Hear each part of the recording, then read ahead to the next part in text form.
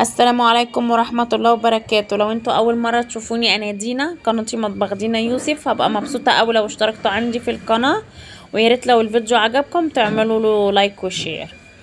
النهاردة كده هعمل معاكم بسكوت سهل وبسيط، هو بسكوت اليانسون. طريقته سهلة اوي، بس بصراحة طعمه في منتهى الجمال. ان شاء الله يعجبكم. من البسكوتات اللي ما بتحتاجش تشكيل ولا اي حاجة، يعني ما بتحتاجش شغل كتير.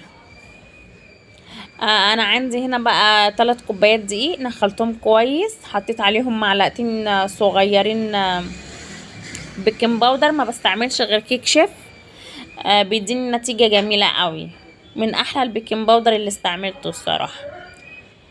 واحط بقى 4 معالق صغيرين شمر. انتوا ممكن تحطوا ينسون، تحطوا اللي انتوا بتحبوه. انا بصوا من عشاق الشمر واليانسون، يعني انا بحبهم قوي في المعجنات، في الكيكات اللي هي زي كده ناشفة، في القرص الطرية بحبهم.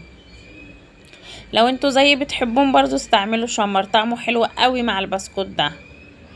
انزل بقى بالاربع بيضات اللي معايا كده في الخلاط.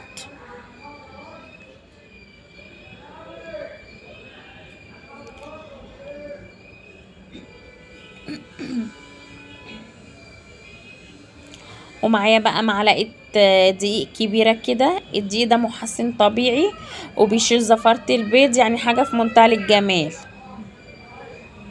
والفانيليا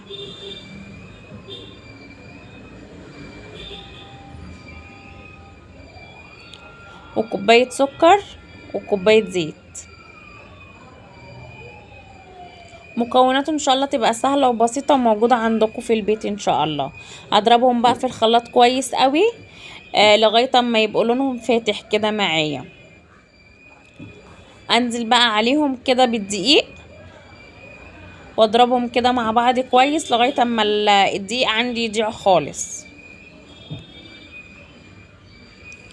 ويديني القوام كده بتاعه زي قوام الكيكه بس تقيل. هو نفس مكونات الكيكه بالظبط، بس ما فيهاش سوائل، عشان كده بيبقى القوام بتاعه تقيل.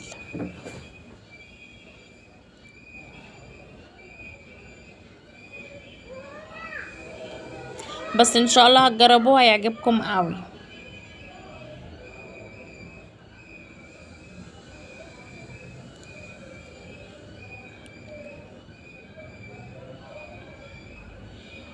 او نقلبه بقى مع بعض كويس قوي كده.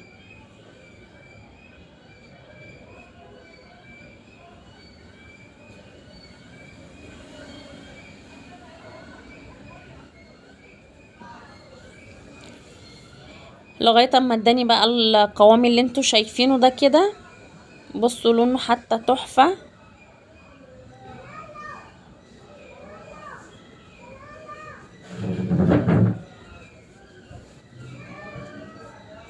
انا جبت بقى الصينيه عندي كده وقمت دهنها زيت. انزل بقى بالبسكوت كده في الصينيه.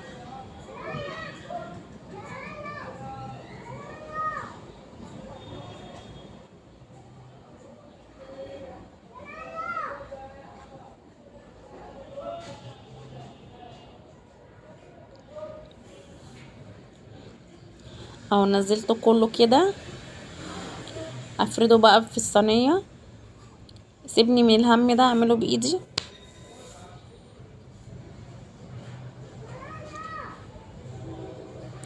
لو وصلتوا بقى لغايه هنا في الفيديو اعملوا الفيديو لايك. احط بقى شويه زيت كده كويسين على ايدي واكمل فرد البسكوت.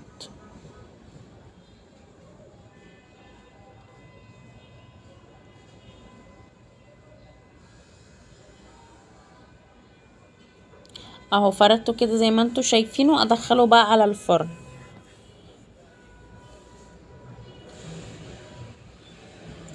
هقطعه بقى بعد ما طلع معايا من الفرن. بصوا بقى شكله في منتهى الجمال اهو زي ما انتوا شايفينه كده.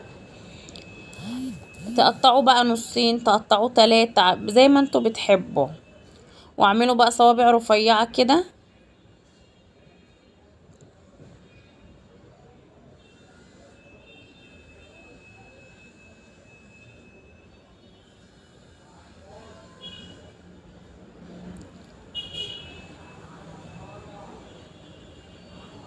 كده بقى زي ما انتوا شايفين.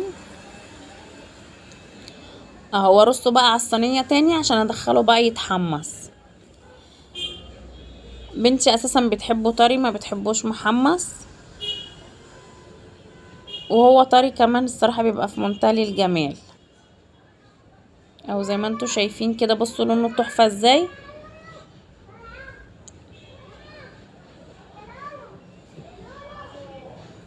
احطه بقى كده على الصينيه بالطريقه ديت عشان يتحمص معايا من كل ناحيه. بصوا بقى طلع من الفرن عامل ازاي في منتهى الجمال، كريسبي وتحفه وطعمه جميل. ان شاء الله تجربوه يعجبكم. هو بقى بيتكلم عن نفسه، مش محتاج كلام.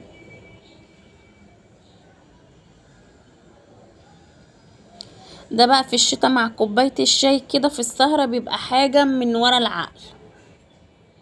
ما تنسوش بقى لايك وشير، واشوفكم على خير ان شاء الله. باي باي.